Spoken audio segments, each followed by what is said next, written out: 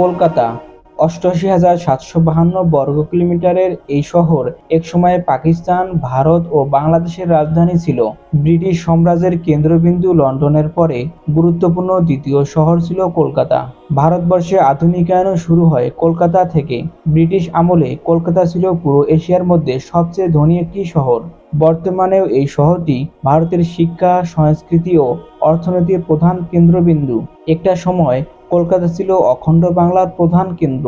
ভারত ভাগের সময় ব্রিটিশদের কূটকৌশল ও মোহাম্মদ আলী জিন্নাহর তীক্ষ্ণ বুদ্ধির ফাঁদে পড়ে চিরদিনের জন্য হারিয়ে যায় বাঙালির স্বপ্নের শহর।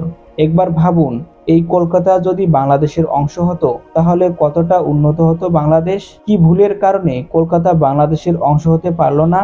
মোহাম্মদ আলী জিন্নাহ ঠিক কি কারণে কলকাতাকে পাকিস্তানের সাথে যুক্ত করলো না, সে সম্পর্কে আলোচনা করব ভাইরাল সময়ের এই পর্বে। আপনি আমার চ্যানেলে নতুন দর্শক হয়ে থাকলে অনুরোধ করব সাবস্ক্রাইব করে বেল আইকনটি ক্লিক করুন। ভারত স্বাধীনতার পূর্বে কলকাতা ছিল সবচেয়ে প্রভাবশালী ও জনবহুল শহর। ভারতের রাজধানী কলকাতা হওয়ায় শিক্ষা, রাজনৈতিক, অর্থনৈতিক ও অবকাঠামোগত দিক দিয়ে ভারতের অন্য শহরের তুলনায় সর্বশ্রেষ্ঠ। ভারতবর্ষে আধুনিকায়ন শুরু হয় কলকাতাকে কেন্দ্র করে। ১৭৮০ সালে প্রথম ছাপাখানা চালু হয় কলকাতায়। ছাপাখানা চালুর পর কলকাতায় শিক্ষা দীক্ষা, সমাজ ব্যবস্থায় পরিবর্তন শুরু হয়। ১৮৫৪ সালে ভারতবর্ষে প্রথম রেল যোগাযোগ চালু হয় কলকাতায়। ফলে ভারতবর্ষ যোগাযোগ ব্যবস্থায় এক ধাপ এগিয়ে যায়। ১৮৯৫ সালে এশিয়া মহাদেশের মধ্যে প্রথম বৈদ্যুতিক বাতি চালু হয় কলকাতায়। কলকাতা যদি বাংলাদেশের অংশ হতো তাহলে বাংলাদেশ হতো বিশ্বের তৃতীয় বৃহত্তম জনবহুল দেশ।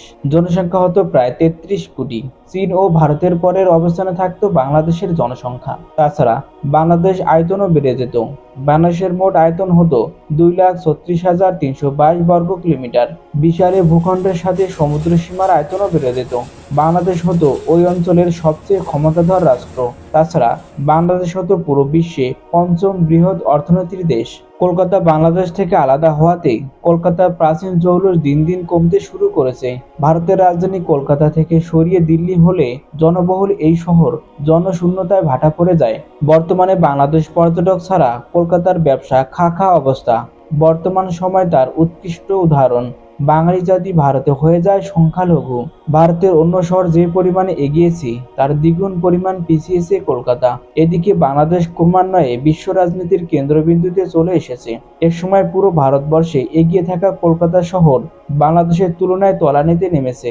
উইকিপিডিয়া তথ্য অনুযায়ী বর্তমান ভারতের পশ্চিমবঙ্গ রাজ্যের মাথাপিছু আয় $১,৮৬৮ এবং বাংলাদেশের মাথাপিছু আয় $২,৮২৪। পশ্চিমবঙ্গের মানুষ আজ ভারতের তৃতীয় শ্রেণীর নাগরিকে পরিণত হয়েছে। কলকাতা বাংলাদেশের হাতছাড়া হওয়ার প্রধান চৌকস ব্যক্তি মোহাম্মদ আলী জিন্নাহ। কলকাতা পাকিস্তানের সাথে যুক্ত হলে পূর্ব পাকিস্তান পশ্চিম পাকিস্তানের তুলনায় এগিয়ে থাকত। তখন পাকিস্তানের রাজধানী হতো কলকাতা। সেই সময় পশ্চিম পাকিস্তানের চেয়ে পূর্ব পাকিস্তানের জনসংখ্যা ছিল অনেক বেশি। পাকিস্তানে যদি জাতীয় নির্বাচন অনুষ্ঠিত হয় তাহলে পূর্ব পাকিস্তান থেকে প্রধানমন্ত্রী ও রাষ্ট্রপতি বারবার নির্বাচিত হতো। ফলে পশ্চিম পাকিস্তানের তুলনায় বাঙালিরা সব ক্ষেত্রে নিশ্চিত এগিয়ে থাকত।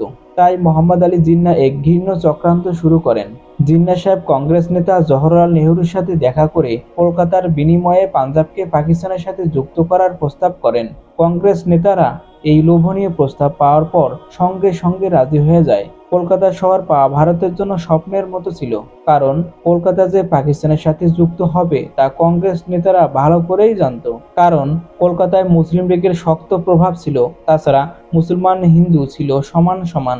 কলকাতায় ব্রিটিশদের ফেলে যাওয়া অবকাঠামো, বিশ্ববিদ্যালয়, গবেষণাগার ও উন্নত যোগাযোগ ব্যবস্থা চিরদিনের জন্য হারিয়ে যায়। কলকাতা মূলত পূর্ববঙ্গের মুসলমানদের শ্রম ও ঘামে সজ্জিত হয়েছে।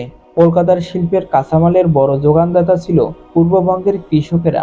পূর্ববঙ্গের শ্রমিকের অক্লান্ত নিঃশ্বাস পশ্চিমবঙ্গের আকাশে এখনো বয়ে বেড়াচ্ছে। পূর্ববঙ্গের নেতারা পশ্চিম পাকিস্তানের কূটকৌশল বুঝতে পেরে অখণ্ড বাংলা প্রস্তাব উত্থাপন করলে কংগ্রেস নেতারা নাকচ করে দেয়। হোসেন শহীদ, সোহরাওয়ার্দী ও শরৎ বসু পরে জানতে পারে বাংলা নিয়ে ফয়সলা যা হওয়ার তা অনেক আগেই হয়ে গেছে। পূর্ববঙ্গের নেতারা এ নিয়ে তীব্র প্রতিবাদ করলেও আর কিছুই করার ছিল না। হোসেন শহীদ, সোহরাওয়ার্দী, শেরে বাংলা একে ফজলুল হক ও শরৎ বসু শত চেষ্টায় বাংলাকে এক রাখতে পারলেন না। বন্ধুরা, দুই বাংলা কখনো কি এক হওয়া সম্ভব? আপনাদের মতামত কমেন্টে জানিয়ে দিন। আজ এ পর্যন্ত। ততক্ষণে ভালো থাকুন, সুস্থ থাকুন। আল্লাহ হাফেজ।